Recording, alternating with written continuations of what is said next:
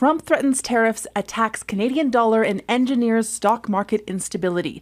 Canadian researchers say this half-truthful headline was produced by Russia in early August, but its misleading messaging was soon shared and amplified by Canadian creators more than a dozen times. 83% of disinformation is actually passed on by the average Canadian.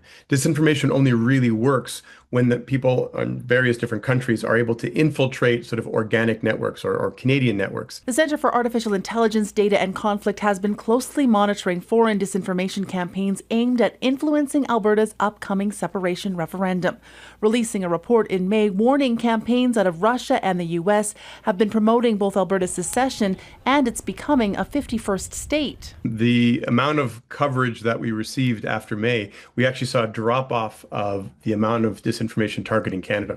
But each week we're starting to see a little bit more as we get closer to the referendum. We're not surprised at all, because here on the ground in Alberta, we have seen this quite overtly for a number of months. But those on the ground in Alberta promoting separatism are more skeptical. Is the suggestion that the reason there's so much inflation is because of the Russians and some kind of Russian propaganda?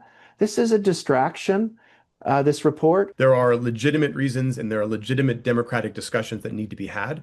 Our role is to be able to identify when those are being manipulated and amplified by people who are not Canadians in order to pull us apart, in order to increase polarization. The provincial government says it's working with law enforcement partners to identify and deal with potential foreign interference in the lead up to this fall's referendum, while the Centre for Artificial Intelligence, Data and Conflict plans to publish its observations every 2 weeks until Albertans hit the polls October 19th. Heather, Yourex-West, Global News, Calgary.